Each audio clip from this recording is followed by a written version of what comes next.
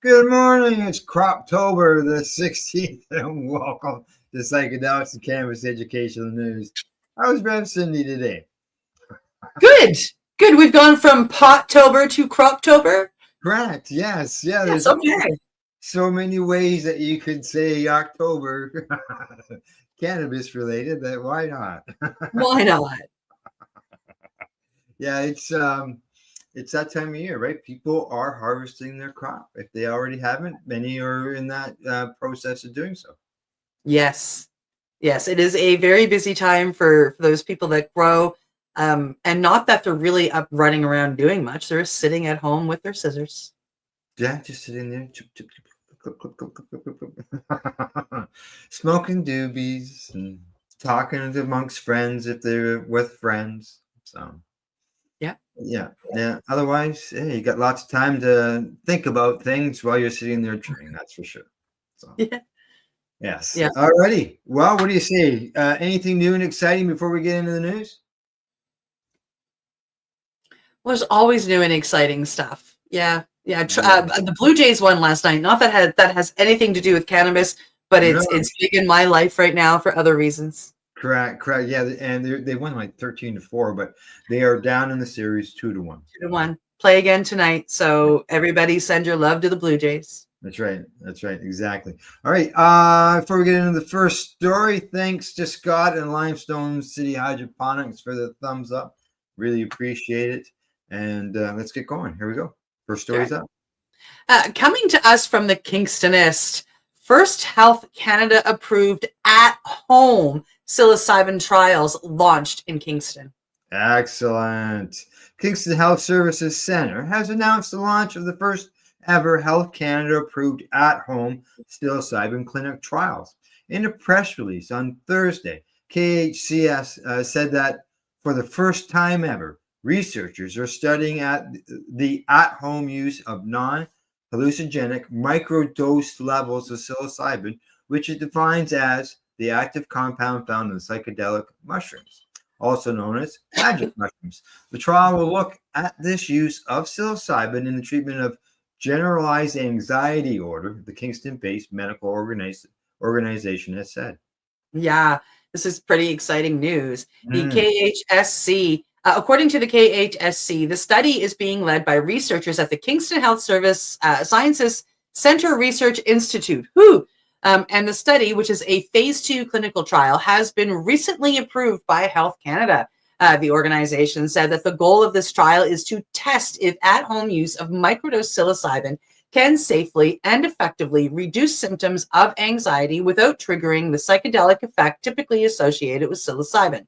KHSC explained that Dr. Collado Soares, an attending physician at KHSC's mental health and addiction program, is acting as the study's principal investigator.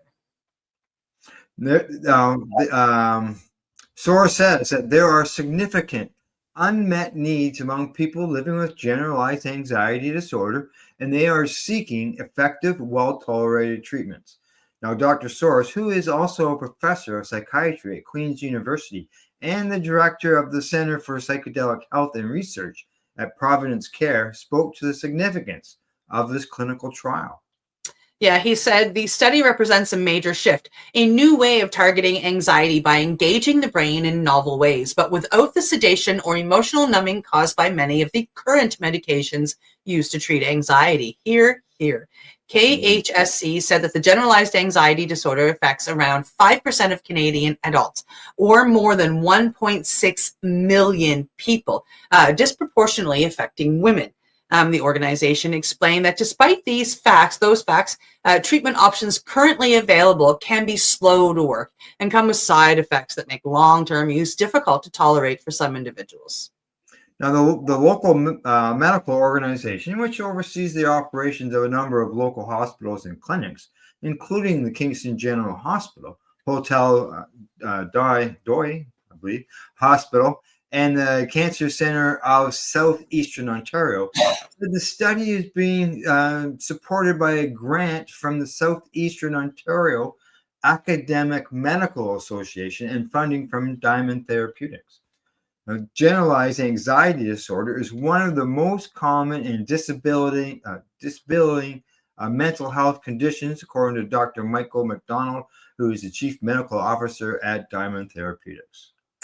If successful, this trial could open the door to new, more accessible treatment options for people who urgently need them.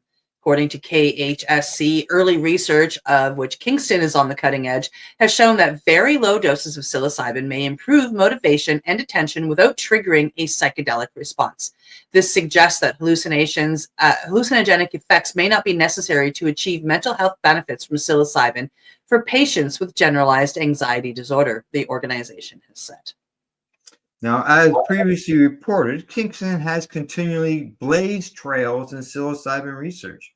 In 2021, Queen's University began research into the medical applications of psilocybin with the Facility of Health Services at Queen's University, positioning itself at the forefront of the field. Now, Dr. James Philpott said at that time, now Queen's and KHSC launched a study into the effects of psilocybin in treating alcohol use disorder in April of 2023. The same year, the Neom Center and ATMA Journey brought psilocybin research trials to Kingston.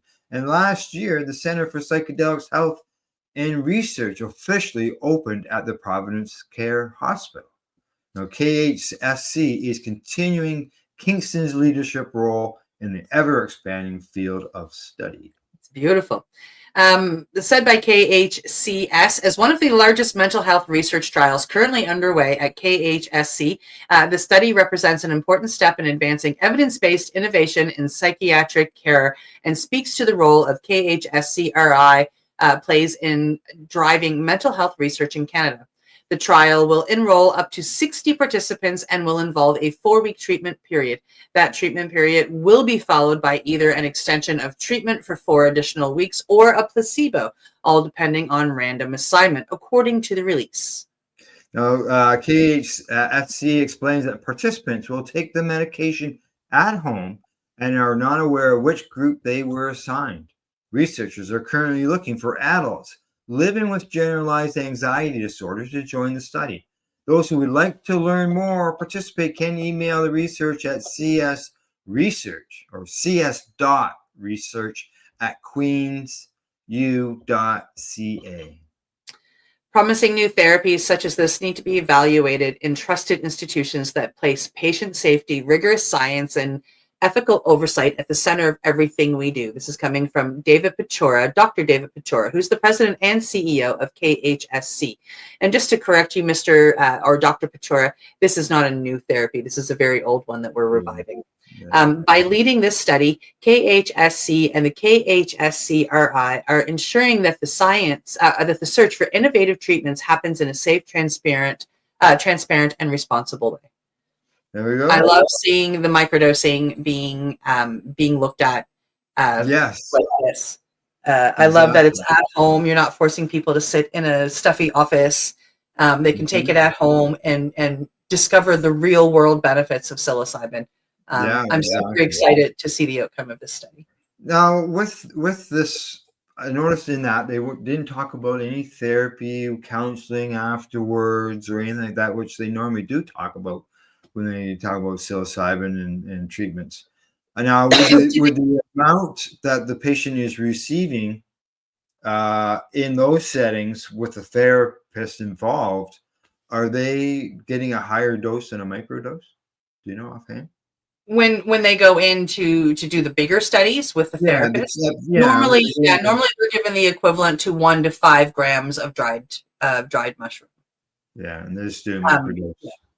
Yeah, so like they're in it, like they're in the ceremony, they're in the medicine, and they're, quote unquote tripping for 6 to 10 hours. So yeah, like when they're tripping like that, they like to keep an eye on them for sure. Yeah, obviously a much larger dose. Alrighty, on to the next story. Here we go. Coming to us from Marijuana Moment, GOP Senator says it's time to create a federal regulatory construct for cannabis to align with state legalization laws. Sure is. A GOP senator says its time has come to create a federal regulatory construct for cannabis while allowing states to decide to enact their own cannabis legalization laws. In one of his latest comments on the issue, Senator Tom Tillis told Marijuana Moment in an interview that we've got to get out of this mode where states enacting their chosen cannabis policies are running afoul of federal law. Now, in some cases, we seem to think that that's a bad thing to have such disparate laws in place. In case of cannabis, we don't.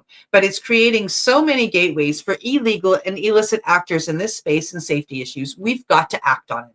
We know how the play is going to end. So why not come up with a regulatory construct for consumer protection, for child safety, for health, and do it in a way that requires states to opt in, Tillis asks. So I'm just thinking about a framework where you have excise taxes, you have money flowing to law enforcement and other agencies that have Congress then have Congress have a simple up or down vote on it.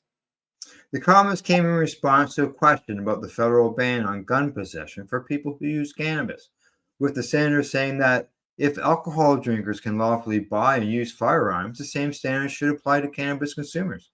Hear, hear, I completely agree with that. Why would I have a problem with that any more than somebody who drinks alcohol, the senator said, of cannabis consumers being able to possess guns before going on to discuss broader cannabis policy issues. Tillis separately said last week that the federal government should create a regulatory framework for cannabis with an excise tax and allow states to opt into legalization, stating that he's not an anti-cannabis person, but stressing that certain rules should be implemented and criticizing the way an Indian tribe within his state, indigenous tribe, let's just correct that too, within his state has marketed its cannabis products. He also raised similar concerns about the tribe's cannabis operation during a Senate Judiciary Committee hearing with Attorney General Pam Bondi.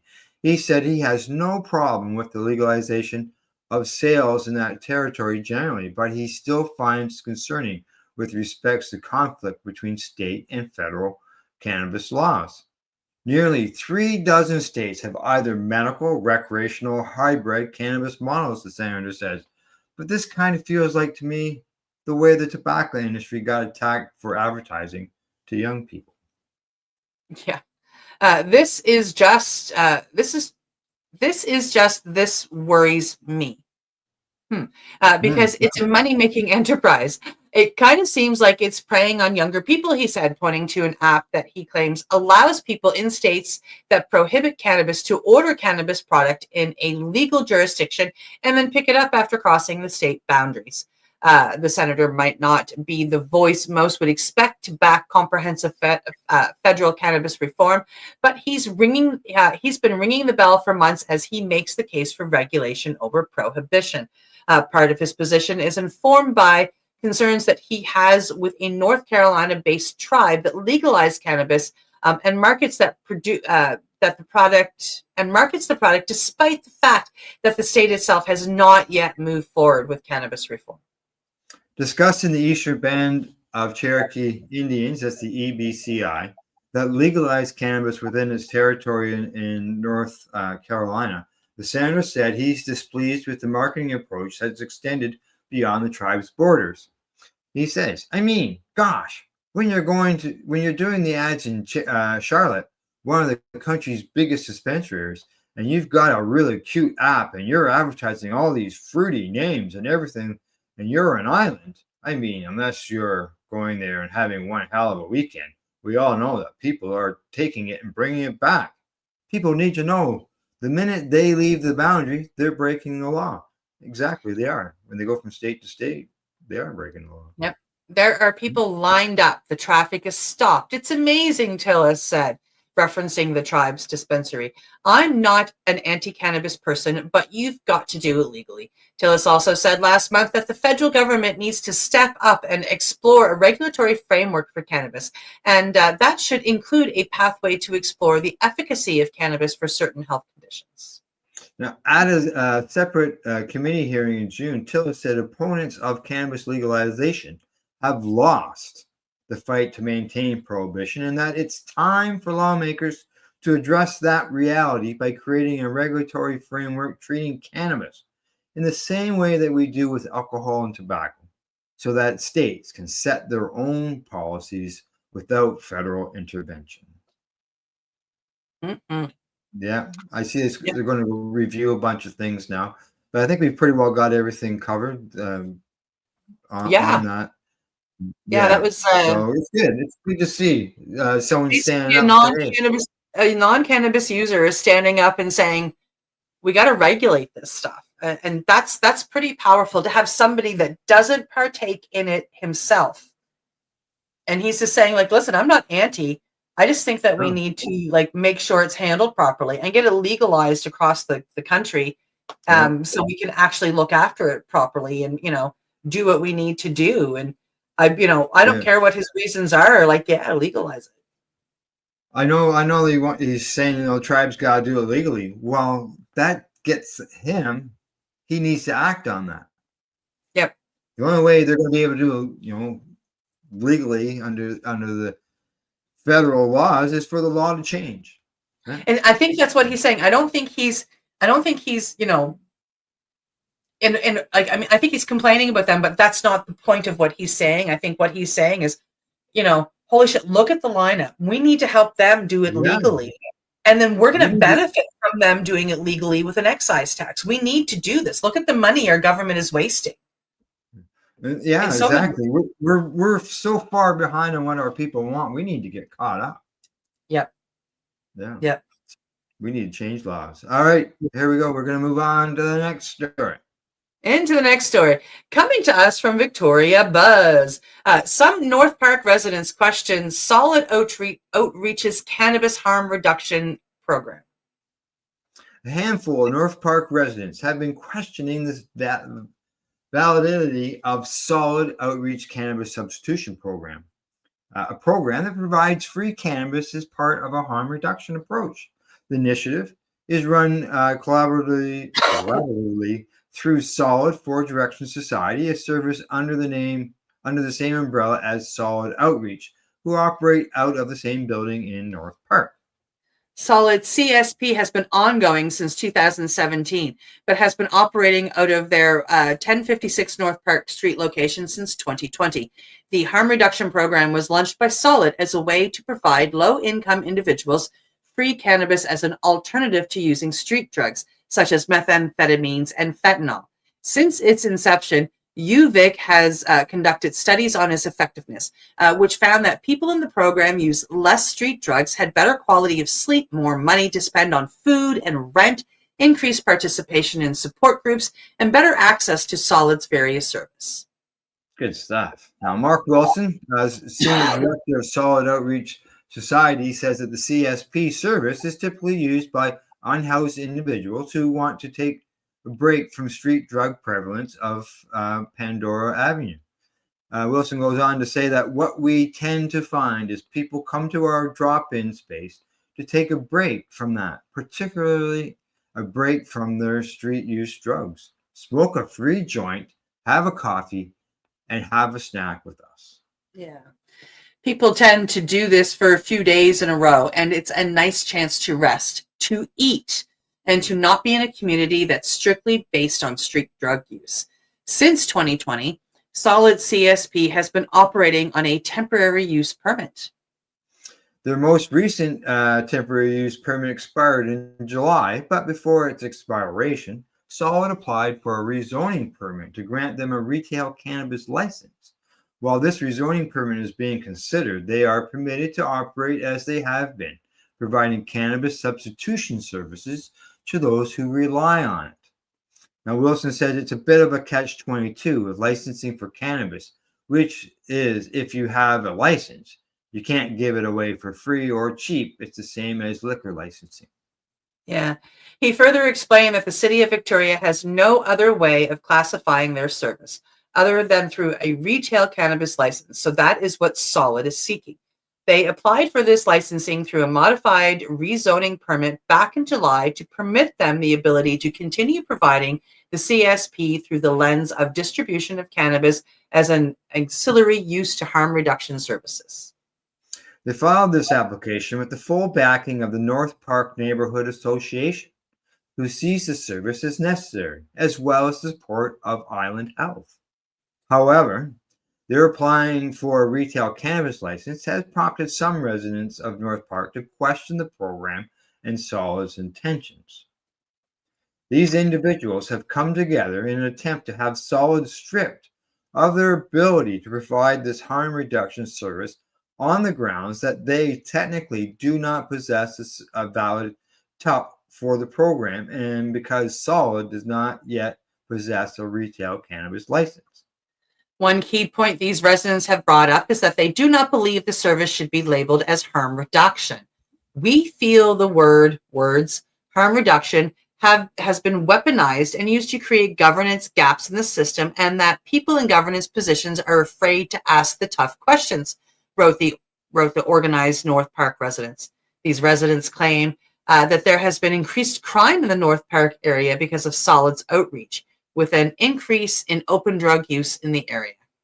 They also said that they have previously reached out to the province's Island Health, Vic PD, and City Council, but did not hear anything of it until recently. City Councilor Stephen Hammond agreed to meet with the residents to address their concerns and did so in recent weeks. Wilson said this came about because a group of residents who were angry about Solid services showed up at North Park Neighborhood Association meeting in September and were yelling, disrupting the meeting. Stephen Hammond was like, "Hey, let's not disrupt a neighborhood association meeting. I will meet you separately," Wilson explained. So he met with the people who were opposed 2 weeks back so he could hear their grievances with them. Then he met with supporters a week ago so that everyone could air their interests. He noted that around 12 people showed up to oppose Solid CSP, while 30 came out in support. The next steps for Solid's rezoning will see the matter addressed by the Victoria City Council, but at this time, Wilson does not know when that will be. One challenge that Wilson said Solid CSP program has faced since cannabis was legalized has been that little thought was given by legislators to recognize the harm reduction capabilities of cannabis. Yeah, several groups across Canada are doing this type of harm reduction work with cannabis, Wilson says. He goes on and says, it's somewhat under-researched, but when we talk to the people researching it, they say, we don't understand why this isn't being taken more seriously as a substance management tool because it works pretty well. Yeah. Wilson said the biggest barrier is that for someone to buy cannabis through a store costs too much for those who use their services, looking for an avenue to lessen their use of harmful street drugs. There needs to be an increased access to a medical approach. Amen. But when you're working with this population, they're not going to tend to have a prescription and be able to go through those steps, he explained. So having a very low barrier approach it's easy to run, but it's just hard regulation-wise. So it's a bit of a mismatch. I just don't think the feds were thinking about any of this stuff when they were putting the Cannabis Act together. Mm-hmm. Yeah, it was focused on recreational use and not so much on access for people. Amen. And the Supreme Court of Canada said when Owen Wilson went there that they've got to make access there for especially for medical needs. So it would be nice to see the Canadian government get back on top of that. But that's a different rant. Solid had initially approached the province, but they were redirected to the federal government and Health Canada to navigate changing legislation surrounding cannabis as harm reduction. They first contacted Health Canada in 2020 in hopes of having cannabis as a harm reduction included under the Cannabis Act and are continuing to work towards this goal, as are many people that are involved in different CSPs. I've got two on my friends list that talk regularly about, having meetings with different government people and working towards it. And it all counts towards the same thing that Solid is doing. And keep up the work because they're slowly starting to listen, and I'm excited. And there's more and more news that's being released on the fact that cannabis can help people with opiate addictions. There's proof in states where opiate prescriptions have been reduced because that state has legalized the medical cannabis or recreational cannabis. It's all there. I may only be one person, but I'm walking, talking proof. Cannabis got me sober. There you go. So And cannabis prevented me from becoming an addict as far as I was concerned. Exactly. So, and that's the whole point, is harm reduction. It got me sober. It prevented you from becoming an addict by being prescribed all those crazy opiates. So, and we are just two people. And between the two of us, we know dozens and dozens and hundreds more. And that's the research. Like, I mean, they want to research on people that are in it, but I wish they'd sit and talk with people that have already been through it. And I bet you if you talk to any of the CSP organizations across the country, because they are across the country, they will have success stories to tell you. Yep. So, all right, on to our last story before we go to break. Here we go. Coming to us from Marijuana Moment. VA official said federal government must gear up for expanding psychedelic medicine for veterans. Yes. The U.S. Department of Veteran Affairs official says the federal government needs to gear up to provide psychedelic medicines to veterans and ensure that therapists are equipped to facilitate the novel therapy. As VA continues to support research into psychedelic medicine, Rachel Yehuda, Director of Mental Health at VA's James J. Peters Veterans Affairs Medical Center, spoke on CBS Mornings on Friday about the therapeutic potential of substances such as psilocybin and MDMA for veterans. Amen.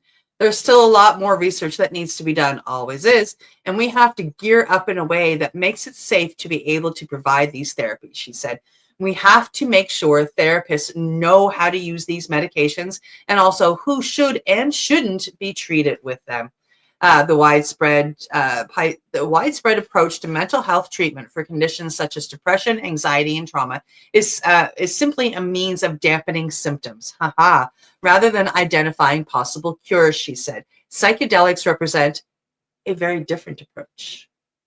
She says that this is an approach where you take a medication that puts you in an altered state of consciousness. And if you are prepared for it in the right way, and you do it in the right setting with the right facilitator, different kind of material will surface. Yoda, who was speaking in the interview in a capacity as director of Mount Sinai's Parsons Research Center for Psychedelic Healing and not appearing as a representative of VA, says emotions, thoughts, memories, a lot of things that usually you spend a lot of time keeping down. But the reason that we have mental health symptoms is because we feel these things and because things have happened to us. So this is a way to access and be able to work with really what's the core of the problem. This is a way of taking a medication, pardon me, a medication once or twice or 3 times at most. These are sessions that take several hours with psilocybin or MDMA, and could be 6 or 8 hours long. And you're with therapists the whole time, she said. Stuff comes up that you talk about, and hopefully you won't have to keep taking medications once you get to the root of the problem. But let's be very clear that there's danger in having unfettered access to psychedelics and having people, I wouldn't say danger. The drugs themselves, the medicines themselves are not very dangerous, but the material that can surface with these medicines can be very overwhelming. So you want to really make sure that you take the medicine with a professional who is able to help you make meaning out of the experience that you're just having. For many people, what comes up can be very overwhelming. And if they don't have somebody there to talk them through it, then maybe some things can happen that would be harmful. Goes on to say that I think that really, when you're talking about that, what's new in the field of mental health, we're not talking about handing somebody a psychedelic and saying, let me know how it goes. We're talking about a supervised experience. Yoda has routinely discussed the therapeutic potential of psychedelic medicines with respect to veterans and with conditions such as post-traumatic stress injury. Meanwhile, former U.S. House Speaker Newt Gingrich over the summer extolled the therapeutic promise of ibogaine on an episode of his podcast, drawing attention to a Stanford University study that found the psychedelic showed potential to treat PTSD, anxiety, and depression in military veterans with traumatic brain injuries. I have a number of friends who are ibogaine and iboga facilitators, and let me tell you, their emails went crazy after this podcast. Really? The message around the therapeutic potential of psychedelics had been getting out in a number of ways, including in prominent conversation media circles and within the Trump administration.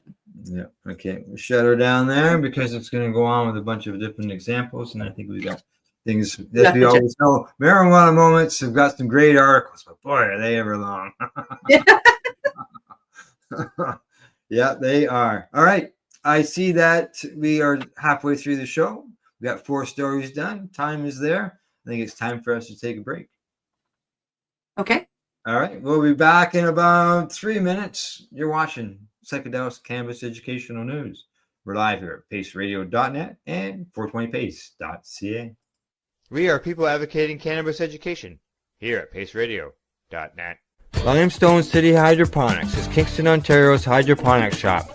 Take your growing to the next level and create the optimal environment with a tent kit, or maximize your yield with an ebb and flow flood table kit. Either way, Limestone City Hydroponics has more sizes and options to fit your needs.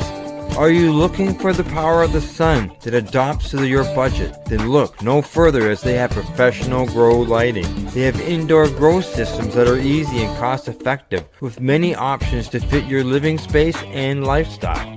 Cultivate your growing potential. We have everything you need to succeed. And if you can't make it to the store, they offer local delivery to the greater Kingston area. Remember, when you're looking for experts to help you grow, then look no further than the locally owned Limestone City Hydroponics, 105 Sunderland Drive in Kingston, Ontario. Call them at 613-548-0420. Rerolled Saturdays. Check it out. Nothing but non-stop cannabis and psychedelic programming. Find it at 420pace.ca. Enjoy the buzz of legalization with Campbellford Lifestyle Shop. From lights to plant nutrients, books, consumption accessories, and more, we've got all your basics to grow or consume cannabis. Visit our info center or take a look at our piercing services and body jewelry, now available in-store through Campbellford Lifestyle Shop, 17 Bridge Street West, Campbellford. Are you looking to get your medical cannabis grow license? Limestone City Hydroponics can help patients through the process of obtaining their license to grow medical cannabis. What's that? You don't have a doctor? If you meet the medical criteria, Limestone City Hydroponics has a nurse practitioner who can assess and provide medical cannabis prescriptions. What are you waiting for? Contact Limestone City Hydroponics at limestonecityhydroponics.ca or call them at 613-548-0420. PACE Radio is the People Advocating Cannabis Education Radio Network.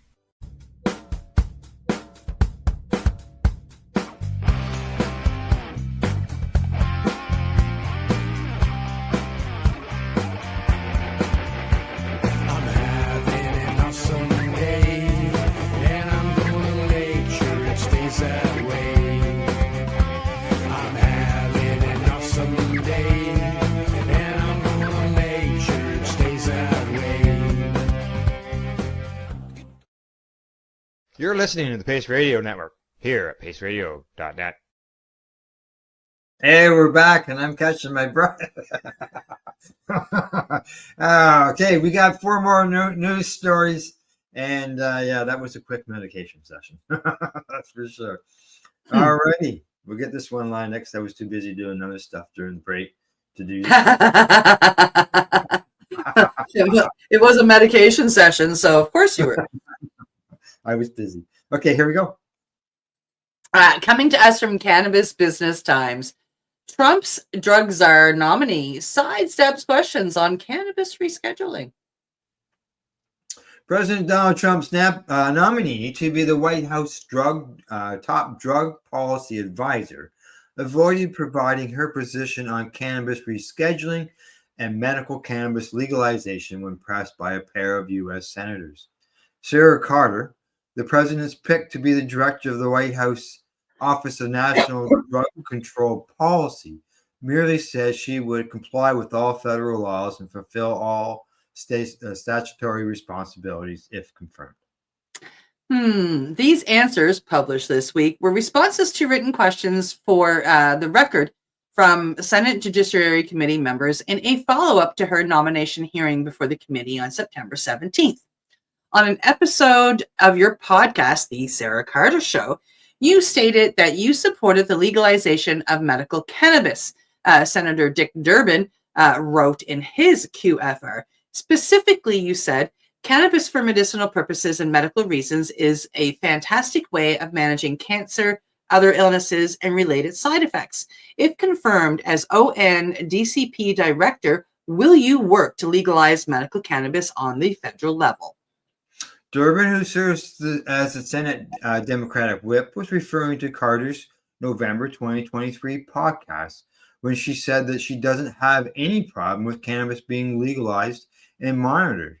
If confirmed as director, I will comply with all federal laws and fulfill all statutory responsibilities of the ONDCP, Carter wrote in her response to Durbin. I will also work with the interagency to ensure an examination of all facts and evidence as part of any scheduling or policy actions. Durbin also asked her if she supports the rescheduling of cannabis. She repeated her previous answer. Senator Cory Booker, DNJ, also asked Carter about the rescheduling proposal that was initiated under President Joe Biden's administration, with former Attorney General Merrick Garland signing a proposed rule to reclassify cannabis from Schedule 1 to Schedule 3 drug under the Controlled Substances Act. As you are aware, under the Controlled Substances Act, the rescheduling process begins when the Department of Health and Human Services conducts a scientific evaluation and makes a recommendation to the DEA, Booker wrote in his QFR. Throughout the existence of CSA's rescheduling process, DEA has never rejected a recommendation by HHS to reschedule a substance. Who do you believe is better suited to conduct the scientific and medical evaluation of drugs? Prosecutors or scientists and doctors? Carter repeated her previous response in answering Booker. Wow. As stated at the hearing, if confirmed, I will work with all relevant interagency stakeholders to ensure an examination of all facts and evidence, she wrote. Under the CSA, scientists and doctors use a comprehensive approach in balancing potential risks and benefits of any substance, and the HHS secretary provides a recommendation to the Attorney General. After conducting a scientific and medical evaluation under Biden, the HHS determined in August of 2023 that cannabis has low abuse potential and has currently accepted medical use in the U.S., recommending that it be reclassified as a Schedule III substance. While Garland endorsed this recommendation, the DEA, under former Administrator Ann Milgram, never did. Now, the current rescheduling process has been stayed for the past 9 months by an interlocutory appeal granted by a now retired DEA administrative law judge, who Milgram tasked with overseeing a fair and transparent hearing process for opponents and opponents to debate the merits of the proposed rule. A pair of cannabis rescheduling proponents requested the interlocutory appeal, in part because of the DEA's hostility towards the proposed rule. Under Trump's DEA Administrator Terry Cole, who was sworn in on July 23rd, the agency still hasn't made progress to resume the hearing process. DEA attorneys submitted their third 90-day update on October 6th to say that no briefing schedule has been set to address the interlocutory appeal. In other words, no progress has been made for 9 months. This lack of progress comes despite Cole testifying during his nomination hearing in April that reviewing where the DEA is in the administrative process to reschedule cannabis would be one of my first priorities. As Cole has yet to make good on that promise, Booker pressed Carter further in his QFR. If you are confirmed, would you assign more weight to a scheduling recommendation from HHS based on its scientific and medical evaluation of a drug rather than DEA's opinion? Booker asked. As stated at the hearing, I support the process under CSA, and if confirmed, I will work with all relevant interagency stakeholders to assure an examination of all facts and evidence. That was her response. Carter's vague responses were expected. While she has let her opinions on cannabis shine loudly in the part as a former Fox News contributor, federal restrictions prevent the ONDCP from supporting the legalization of Schedule I substances ahead of the U.S. Food and Drug Administration approval. These restrictions also prevent the ONDCP from financing or sponsoring research related to medical or adult use cannabis under its current controlled status. While U.S. House Representative Dina Titus and Ilhan Omar introduced the Evidence-Based Drug Policy Act of 2025 in April to remove these restrictions, Carter, if confirmed, will be unable to speak freely on cannabis reform until this legislation or other legislative fix is implemented. In addition, Carter, Cole, and Attorney General Pam Bondi have yet to provide the American people with any clarity on which direction the cannabis rescheduling question will unfold in the absence of a decision from up top. Now, Trump told the nation in an August 11th White House press briefing that his administration would determine whether to reschedule cannabis from 1 to Schedule 3 substance over the next few weeks. 2 months later, the timeline has come and gone. Leading up to his election, Trump signaled in September of 2024 he would support cannabis rescheduling. However, during his August 25 press briefing, the president offered mixed signals. Some people like it, some people hate it, Trump said. Some people hate the whole concept of cannabis because it does bad for the children. I know kids who have beat cancer and are still alive today because of cannabis. It does bad for people that are older than children. But we're looking at a reclassification, and we'll make a determination over the next, I would say, over the next few weeks. And the determination, hopefully, will be the right one. Yeah. Okay. Uh-huh. There we are. We're up to date what's going on in the U.S. when it comes to getting cannabis reschedulized. It's not. Yeah. It's just sitting on a shelf getting dust. That's all it's doing. So, all righty. We shall move on to the next story. And I just got to check something first. And here we go. Here we go. Coming to us once again from Marijuana Moment. Psychedelics show promise as an entirely new type of anti-inflammatory treatment, research suggests. Nice. Yeah. Once synonymous with hippies and hallucinatory experiences, psychedelic drugs are now being explored for their medical benefit. The stigma of that era resulted in research being suppressed by drug laws, yet with mental health treatments hitting limits, scientists have returned to the controversial corner of medicine. Substances like psilocybin and ayahuasca are now being taken seriously by scientists and doctors, not for the vision they induce, but for the healing potential they possess. Oh, yeah. Initially, this focused on treating mental health conditions like depression, where currently prescribed medicines or drugs only help a minority of patients and are very addictive. But these investigations have now expanded to include diseases driven by inflammation, which psychedelic medicines may help reduce by calming down the immune system. In both human cells grown in laboratory dishes and animal studies, psychedelic medicines like DMT, LSD, and a compound called RDOI can block the release of inflammatory molecules called cytokines. These protein molecules fool conditions like rheumatoid arthritis, asthma, and even depression, as well as increasing brain damage following traumatic brain injury. But these medicines have considerable advantage over typical anti-inflammatory medications like steroid drugs because psychedelics appear to work without suppressing healthy immune function, which is a major problem with steroids. Significantly, these laboratory findings are beginning to be confirmed in studies in humans.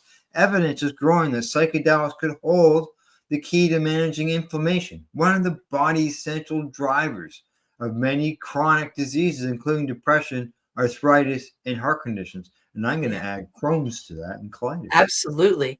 Crohn's, IBS, diverticulitis, right? Yeah. Take psilocybin, the active ingredient in magic mushrooms. In a study involving 60 healthy participants, just one dose was enough to significantly lower levels of two two key inflammatory molecules, TNF alpha and IL-6 over, the following week. However, not all studies have shown the same clear results. Some only had a few participants, and others were complicated by the fact that some participants had previous drug experience, which could affect the results. One big challenge with studying psychedelics in medical research is that it's very hard to hide who got the real drug and who got the placebo. When someone has a strong psychedelic experience, it's obvious they didn't just take a sugar pill. That makes it challenging to interpret the results, especially for aspects like mood, which can be significantly influenced by expectations. Even changes in the body, such as inflammation, might be affected by this placebo effect. Mm-hmm. Meanwhile, the powerful Amazonian brew ayahuasca, which contains the psychedelic drug DMT, showed promising results in both healthy people and patients with hard-to-treat depression. In one study, those given ayahuasca had reduced levels of an inflammatory marker called CRP. The bigger the drop in CRP, the greater their mood improvements. This suggests that reducing inflammation may play a role in improving mental health and adds to growing evidence that conditions like depression and schizophrenia are connected to inflammation in the body. Scientists think psychedelics mainly work by acting on something called the 5-HT2A receptor, a part of the brain cells that usually responds to serotonin, often nicknamed the happy hormone. This receptor sets off a chain of chemical reactions inside cells. But here's the surprising part. The anti-inflammatory effects of psychedelics might not rely on the same processes that cause the mind-altering experiences, such as certain calcium signals and other well-studied pathways. Indeed, researchers believe different, less understood mechanisms may be involved, though they haven't figured out exactly what those are yet. In one animal study of asthma, a chronic inflammatory condition, two medicines with similar psychedelic effects, the RDOI and the RDOTFM, have vastly different anti-inflammatory results. The first one completely reversed inflammation, while the other did nothing. This further suggests that anti-inflammatory effects may be separate from psychedelic effects, potentially opening the door to developing safer medication. The next generation of anti-inflammatory treatments may come from what I call PP drugs. Psychedelic informed but psychedelic interactive compounds. These are medications designed to mimic therapeutic benefits of psychedelics without causing hallucinations. Several such medicines have been identified, such as DLX-001 and DLX-159, which are being developed by Delax Therapeutics, an American pharmaceuticals company. These experimental medicines show responses indicating antidepressant effects without causing a trip. This could transform how we treat a host of conditions tied to inflammation without the regulatory complications or patient reluctance often associated with psychedelics. Although the research is still in the early stages, evidence is building that psychedelics or new medicines developed from them could become an entirely new type of anti-inflammatory treatment as studies begin to include people with long-term inflammatory illnesses and use more rigorous and innovative placebo-controlled designs. We may find that the mind-bending world of psychedelics holds unexpected tools for fighting disease. I'm going to make a comment on this because we got to these modern medicines that are hurting people and killing people and are overly addictive, et cetera, by making them based on natural compounds. Why do we think that the scientists of the world who are making these things based on the psychedelics that we know and have been proven to work are going to be any different than the oxycodone of yesteryear? Well, I guess unfortunately, let's hope that we find out that they're not addictive, like they are on the Oxycontin end of things, right? But yeah, let's hope they find that they're not. Yeah, I don't know. It's just something that popped into my head as you were reading those last two paragraphs. Is like, this is how we derived the Oxycontins and the thises and the that's. Like, this is how we got there. We based them on plant medicine. And we have, as a human race, excuse my language, fucked them up royally. And we've ended up hurting the human race way more than we ever helped them in the name of, let's all get there first and charge a whole bunch of money for it. Yeah. Oh, yeah. I know. There's always concern when you're dealing with pharmaceuticals. There's no doubt about that. So, all righty. Time for us to move on to the next story. Here we go. Coming to us from Leafy, scientists identified genes linked to frequent cannabis use in largest genetic study to date. Scientists have identified 2 key genes that may influence people's likelihood of using cannabis frequently in what researchers say is the largest genetic study of cannabis use to date.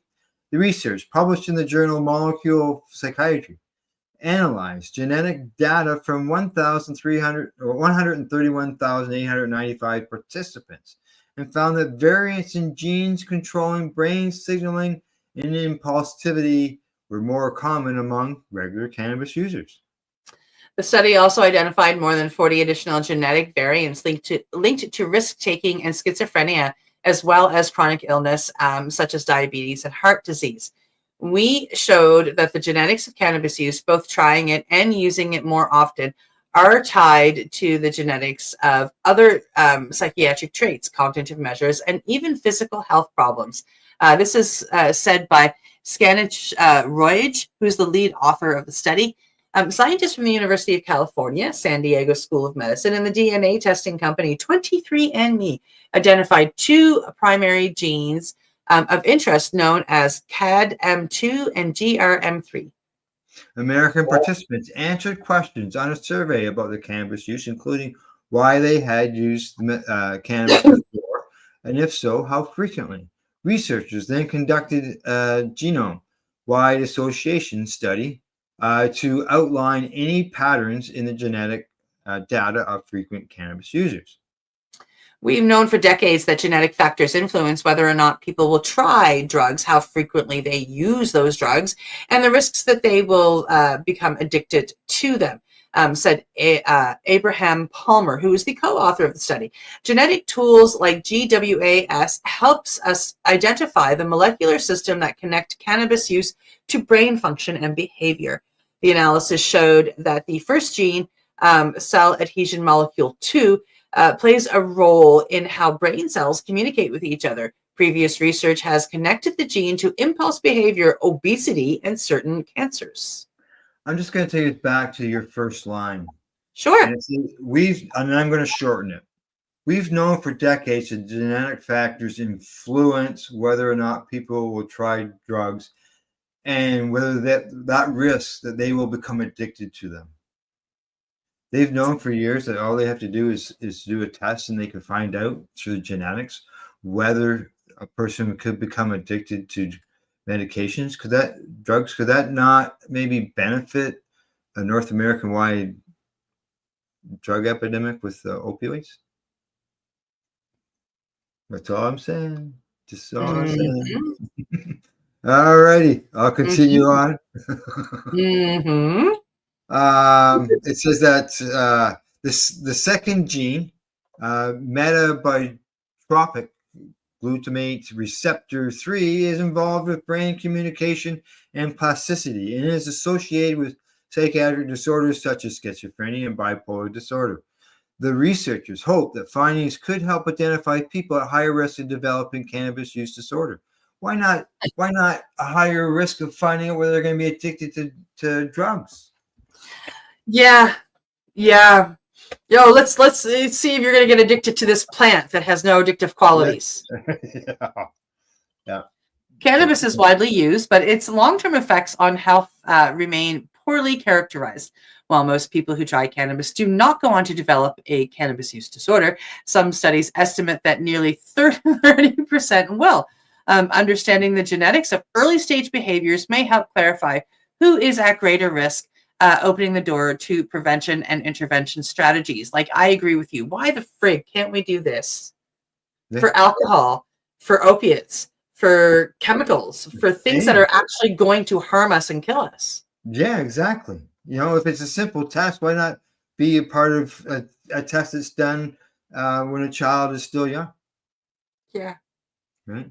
So, to validate the findings, the team compared the data to additional large-scale data sets, the All of Us study and the Vanderbilt University Medical Center's biobank.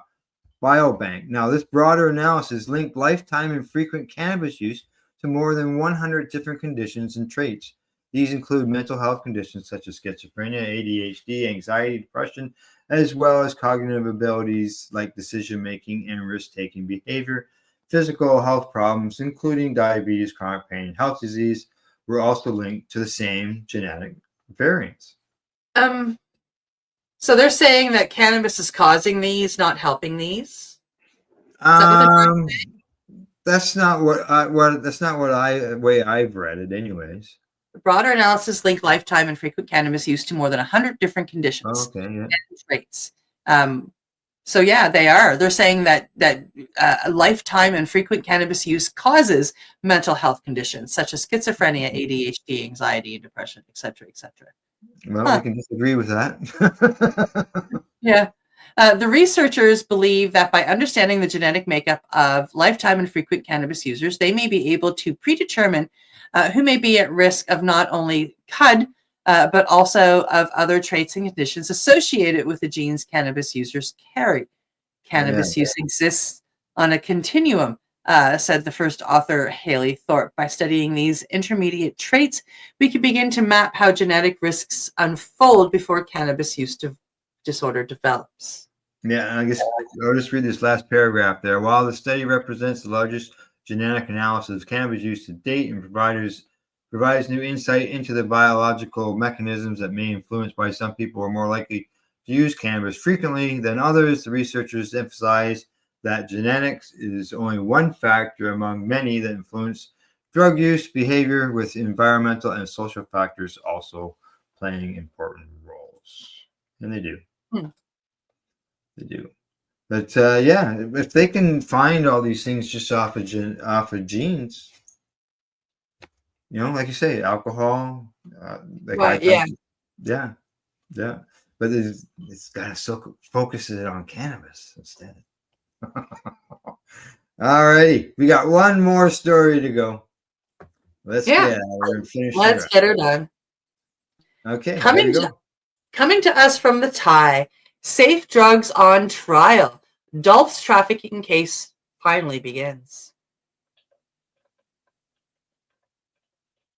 Almost 2 years after police raided their Compassion Club and homes, Drug Users Liberation Front co-founders Iris Nix and Jeremy Calcium are in court to fight drug trafficking charges. They were arrested and charged October the 25th, 2023, when Vancouver police raids shut down Dolph, which was buying, testing, and selling illegal meth, cocaine, and heroin at cost to Compassion Club members.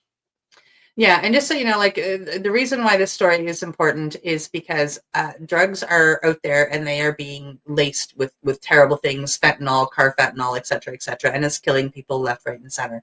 And no matter how many cannabis substitution projects you have out there, fentanyl is a very strong drug.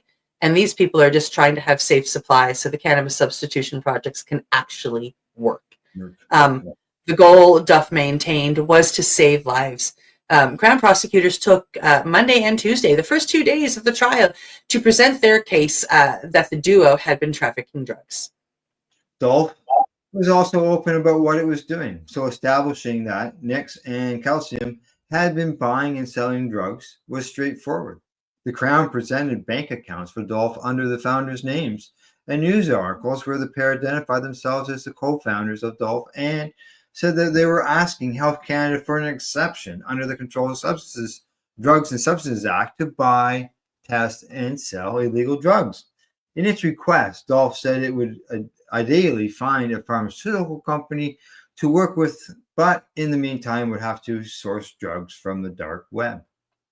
The Crown's case even included a recording where Nix and Calcium openly spoke with Vancouver police officers about buying drugs from the dark web with the intent to test and sell them to Compassion Club members.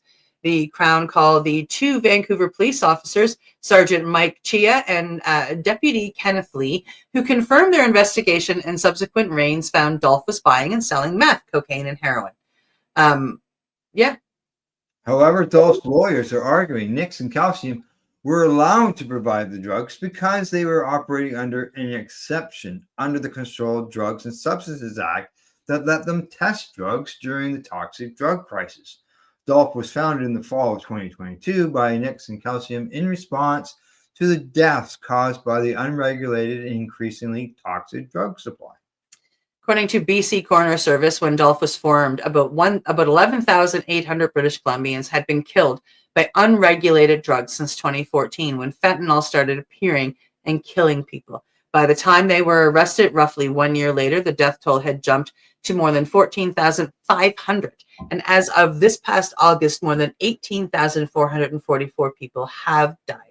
To reduce deaths, these two people decided to buy drugs, to test them and make sure they weren't laced, and sell them at cost to 47 Compassion Club members who were over 18 and already using unregulated substances, meaning they were at high risk of overdose and death. Dolph relied on donations to buy the drugs and did not make any money on the sales. This strategy worked. Dolph produced a peer-reviewed study that showed that after about 1 year, none of his Compassion Club members had died. Members reported having fewer overdoses and engaging in less crime. Yeah. Although they bought the drugs from the dark web using cryptocurrency, Dolph never worked in the shadows. From the start, they were in contact with Health Canada, submitting their request to be exempt from the Controlled Drugs and Substances Act. Health Canada denied the exception, and Dolph challenged that decision in a separate court case that took place in April of 2024 and is still awaiting a decision. Now, if they were convicted of trafficking, there are plans to challenge the constitutionality of the Controlled Drugs and Substances Act. Dolph also worked with the Vancouver Coastal Health to offer other harm reduction services, including drug checking and an overdose prevention site where people could use drugs and have someone intervene if there was a medical emergency. Vancouver Coastal Health leased Duff space in the downtown east side at 390 Columbia Street to run these services. Dolph stored and sold tested cocaine, methamphetamine, and heroin to its Compassion Club members from the site. Remember, there's only a few of them, members. The health authority did have an exemption from the Controlled Drugs and Substances Act to let it set up drug checking and consumption sites based on urgent public health needs. Dolph's lawyers are arguing this exemption meant Nix and Calcium were providing the drugs legally.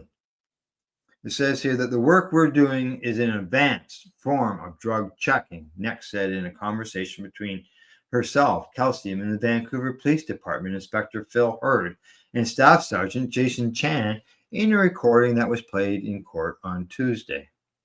Dolph's defense. Sorry. Go ahead.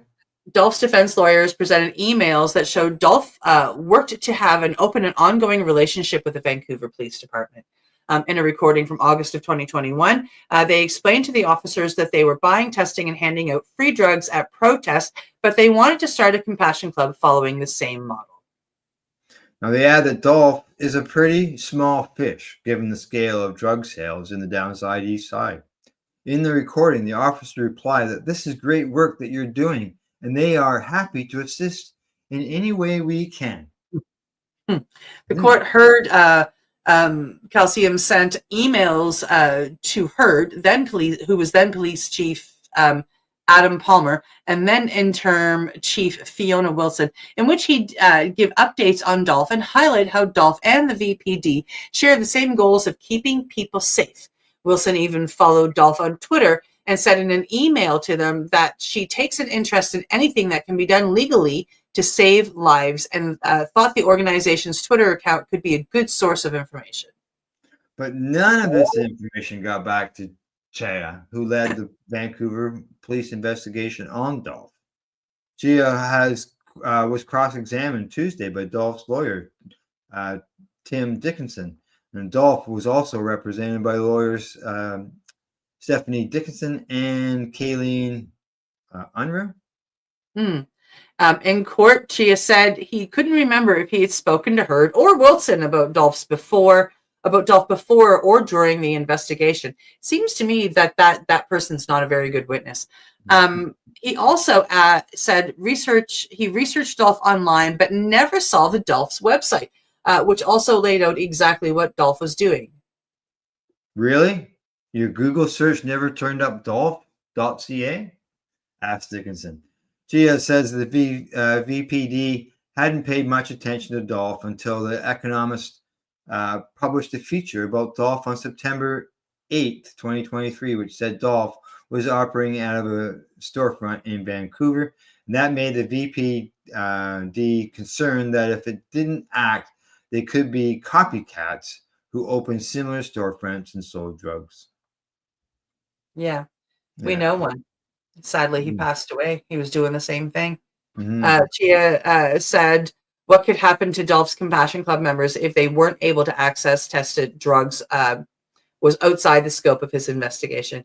The Economist was far from the first news outlet to write about Dolph. Dixon asked Chia if he had read articles from the CBC, Canadian Press, Vancouver is Awesome, National Observer, Guardian, Toronto Star, Filter, or The Tide, and came out before the Economist. That came out before the Economist article, and he said he had not. While the VPD was investigating Dolph, then BC United Party leader Kevin Falcon and current federal Conservative leader Pierre Poilievre were critical of the partnership between Vancouver Coastal Health and Dolph.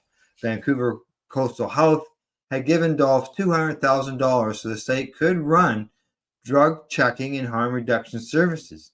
The VCH and Dolph say the money was never used to buy drugs. VCH canceled his financial partnership with Dolph shortly after the politician's comments and ended the lease at 390 Columbia Street. Chia said he didn't speak with the Vancouver Coastal Health during the investigation and wasn't aware of the exemption from the Controlled Drugs and Substances Act. Do you know of any organized crime in the downtown east side that has a partnership with health authorities? Dickens asked Chia, who said he didn't. Chia says he wasn't aware the Dolph was being kicked out of its storefront. Nix and Calcium were arrested 6 days before they would have had to vacate 390 Columbia Street. Their trial is scheduled for the next 2 weeks, but will likely wrap up before then, with Justice Catherine Murray expected to announce a verdict a few weeks after the trial ends. There you go. Yeah, we do know somebody who's been, Dana's been doing testing drugs for all kinds of testing. Jerry was out there trying to get safe supply so people wouldn't be killed with fentanyl and carfentanil and trank and all that stuff. He was arrested and shut down and sadly passed away not very long after that. So, as much as there is an epidemic right now, the epidemic is fentanyl. It's hard to get off. It's easy to get addicted to, and it takes but a grain of rice size of fentanyl to kill 2 people. So that's the epidemic out there, and keeping people safe is the first step to getting them sober. Correct. Yeah, and for those who are addicted to them, are still using them, Dolph and others that are doing what they are doing is saving lives because it's giving them people access to drugs that are tested. Yep, it's helping them test it. It's giving them places to use their drugs, so they are watched by medically trained people. So if there is a bad drug or if they didn't catch it with a test, you've got somebody there looking after you, and a closet full of Narcan, and we need more of that. It's obviously safer for the people to do those drugs in an environment where there's people around them instead of in a back alley where they're by themselves. Yep. So, all right. Anything else before we wrap things up? I hear your dog talking to you. Yeah, that's right. It's walk time. That's about it. Have a great weekend, folks. Yes, exactly. Have a great weekend, folks. And that's it for today. We hope you found it educational and informative. Thanks to the Campbellford Lifestyle Shop at At-Eze.ca and Limestone City Hydroponics.ca. And to my puppy over here, you can hear her barking. And also to our viewers. And don't forget to educate, medicate, and do not incarcerate. You're listening to the Pace Radio Network here at paceradio.net. The opinions of the individuals during this broadcast are their own, and may not be the opinions of their group or other organizations they may be involved with. All medical advice during our broadcast is not a medical opinion and should be checked with your medical physician. Enjoy the buzz of legalization with Campbellford Lifestyle Shop. From lights to plant nutrients, books, consumption accessories, and more, we've got all your basics to grow or consume cannabis. Visit our info center or take a look at our piercing services and body jewelry, now available in-store through Campbellford Lifestyle Shop, 17 Bridge Street West, Campbellford. Limestone City Hydroponics is Kingston, Ontario's hydroponics shop.